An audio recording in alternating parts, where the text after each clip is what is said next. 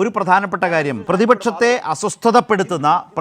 അസ്വസ്ഥതപ്പെടുത്തുന്ന ഒരു വികസനത്തിൻ്റെ വലിയ മുന്നേറ്റം വന്നു. നിരന്തരം പ്രതിപക്ഷത്തിരിക്കുന്നതിൻ്റെ പ്രശ്നം. ഇവിടെ സേനാപതി വേണു, ഇനിയിപ്പോൾ നോക്കൂ, വന്നിട്ടുള്ള വിവരങ്ങൾ കൂടി നമ്മൾ ഇതുമായി ബന്ധപ്പെട്ട് ചർച്ച ചെയ്യണം. കാരണം നാട്ടിലെ റോഡിൻ്റെ ചില ഭാഗങ്ങളാണല്ലോ ആ 3 ജില്ലകളിലായി വിള്ളൽ വീഴുകയോ മണ്ണിടിയോ ഒക്കെ ചെയ്തിട്ടുള്ളത്. അതിൻ്റെ ആ റീച്ചിൻ്റെ ചുമതലയിലുണ്ടായിരുന്ന കോൺട്രാക്റ്റിംഗ് കമ്പനി KNR കൺസ്ട്രക്ഷൻ കമ്പനിയെ കേന്ദ്ര സർക്കാർ ഡീബാർ ചെയ്തു. തർക്കിക്കാൻ യാതൊരു ന്യായവും ഇല്ല. കേന്ദ്ര സർക്കാരാണ് ഡീബാർ ചെയ്തത്. കൺസൾട്ടൻ്റായ ഹൈവേ എഞ്ചിനീയറിംഗ് കമ്പനിക്കും വിലക്കേർപ്പെടുത്തിയിട്ടുണ്ട്. കാരണം അത് ചെയ്യാൻ ചുമതലപ്പെട്ടവർക്കേ ചെയ്യാൻ കഴിയൂ. കേരളമല്ല അത് ചെയ്യേണ്ടത് എന്നുള്ളത് അതിൽ തന്നെ വ്യക്തം. പക്ഷേ അടിയന്തരമായി ഇടപെടണം, വേണ്ട പരിഹാരം നടത്തണം എന്ന ഡിമാൻഡ് കേരളത്തിന് ചെയ്യാം.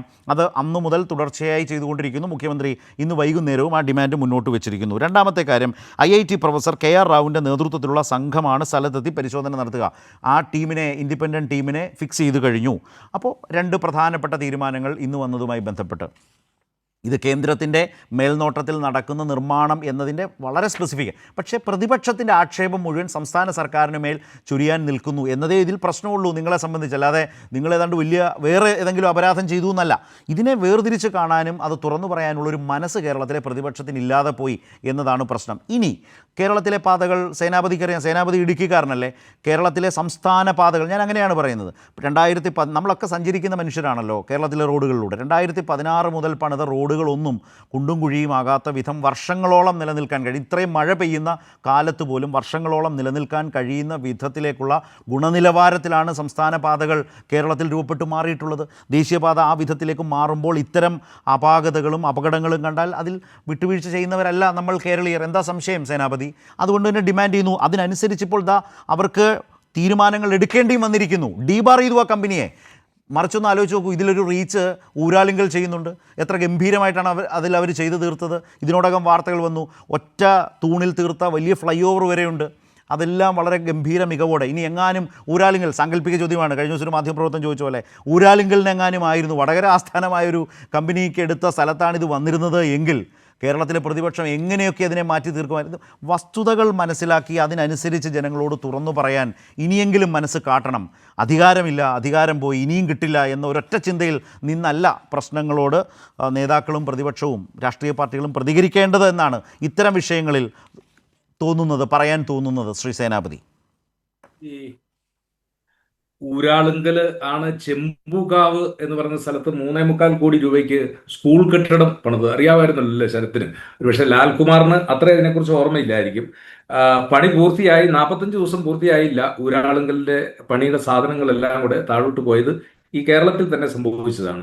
അപ്പോൾ ഊരാളുങ്കൽ ആണ് പണിതത് എങ്കിൽ ഇത് ഉണ്ടാകുമായിരുന്നു എന്നുള്ള ചോദ്യം. ഊരാളുങ്കൽ പണിത സ്കൂൾ കെട്ടിടം ചെമ്പൂക്കാവിൽ തൃശ്ശൂർ ജില്ലയിൽ താഴെ പോയതിന്റെ ചരിത്രം അത് ഒരുപാട് പഴയ ചരിത്രമല്ല. പിന്നെ പ്രതിപക്ഷ നേതാവിനെ ലാൽകുമാറിന് വിമർശിക്കാം. ആ കാര്യത്തിലൊക്കെ ലാൽകുമാറിന്റെ വ്യക്തിപരമായ സ്വാതന്ത്ര്യം. But Lalkumar, you are not an authority to assess the opposition leader. As an individual you can oppose our opposition leader, but you are not the authority. ഇവിടെ പ്രതിപക്ഷ നേതാവിന് മാർക്ക് ഇടാനും ഇവാലുവേറ്റ് ചെയ്യാനൊന്നും you are not the authority. അതിനുള്ള അധികാരമൊന്നും നിങ്ങൾക്കാരും നൽകിയിട്ടില്ല. നിങ്ങൾ പിന്നെ ചാനൽ ചർച്ചയിൽ വന്നിരുന്ന പ്രതിപക്ഷ നേതാവിനെ ആക്ഷേപിക്കാം. പിന്നെ ഞങ്ങൾക്കൊരു അസ്വസ്ഥതയും ഇല്ല ശരത്തെ. ഞങ്ങൾ എന്തിനാ അസ്വസ്ഥതപ്പെടുന്നത്?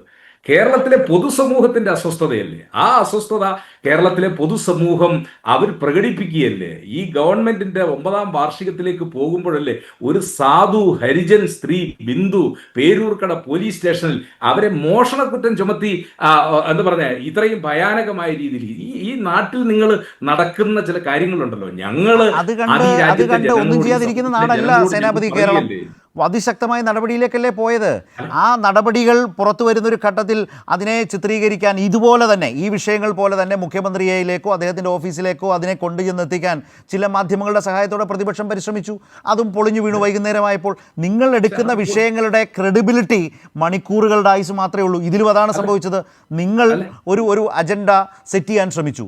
ഈ കാര്യങ്ങൾ പുറത്തു വന്നതോടുകൂടി പ്രതിപക്ഷത്തിന് മിണ്ടാട്ടമില്ല. ഇന്നലത്തെ മിനിഞ്ഞാന്നത്തെയൊക്കെ ആ ഒരു വോയിസിൽ ഈ വിഷയത്തിൽ പ്രതിപക്ഷം ഇന്ന് മിണ്ടിയിട്ടുണ്ടോ? പ്രതിപക്ഷ നേതാവ് സംസ്ഥാന സർക്കാരിനെ വിമർശിച്ചിട്ടുണ്ടോ? ഈ കാര്യം ഇത് കേരളത്തിൽ പൊതുസമൂഹം ചർച്ച ചെയ്യുന്ന ഒരു വിഷയമല്ലേ, എല്ലാവർക്കും അറിയാവുന്ന ഒരു കാര്യമല്ലേ. കേരളത്തിൽ